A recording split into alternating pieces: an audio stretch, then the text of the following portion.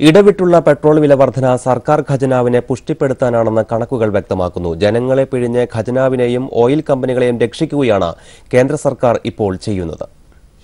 അന്താരാഷ്ട്ര വിപണിയിൽ crude oil വില വർദ്ധിച്ചതും ഓയിൽ കമ്പനികളുടെ നഷ്ടവും നിരത്തി കേന്ദ്ര സർക്കാർ ജനങ്ങളെ കൊള്ളയടിക്കുന്നുവെന്നാണ് കണക്കുകൾ ചൂണ്ടിക്കാട്ടുന്നത്.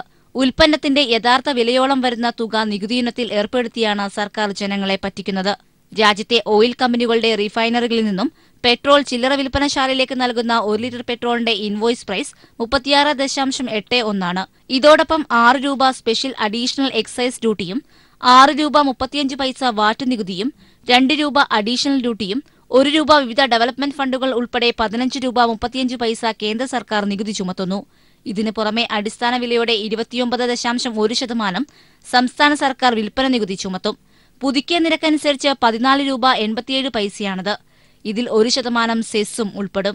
അങ്ങനെ ഉൽപ്പന്നത്തിന്റെ വിലയായ 36 രൂപ 81 പൈസയ്ക്കുള്ള 1 ലിറ്റർ പെട്രോളിന് 30 രൂപ 7 പൈസ കേന്ദ്ര സംസ്ഥാന സർക്കാരുകൾ നികുതി ഇനത്തിൽ ഉപഭോക്താക്കളിൽ നിന്ന് പിടിച്ചുപറിക്കുന്നു. ഇത്തരത്തിൽ ക്രൂഡ് ഓയിൽ വില വർധനവിന്റെയും എണ്ണ കമ്പനികളുടെയും പേര് പറഞ്ഞ് ഓരോ തവണ പെട്രോളിയം ഉൽപ്പന്നങ്ങൾക്ക് വില കൂട്ടുമ്പോഴും 1000 കോടിയോടടുത്താണ് ഇരു സർക്കാരുകളുടെയും ഖജനാവിലേക്ക് ഒഴുകിയെത്തുന്നത്. ഇന്ത്യയുടെ അയൽരാജ്യമായ പാകിസ്ഥാനിൽ 35.75, ശ്രീലങ്കയിൽ 47.04, ചൈനയിൽ 37.31 പെട്രോളിന് ലിറ്ററിന് വില. അതേസമയം Saudi Arabia, UAE, Malaysia, Iran എന്നീ രാജ്യങ്ങളിലാണ് ഏറ്റവും വിലക്കുറവ്. പെട്രോൾ വില ഏറെ പൊള്ളുന്നത് ടർക്കിയിലും Fiji, Norway, UK, Denmark, Sweden എന്നിവിടങ്ങളിലാണ്.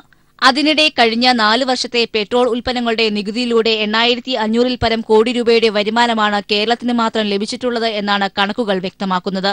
പെട്രോളിയം ഉൽപ്പന്നങ്ങളുടെ നികുതി ഇനത്തിൽ ശരാശരി 2000 കോടിയോളം രൂപയാണ് കേന്ദ്ര സർക്കാരിന്റെ പ്രതിദിന വരുമാനം.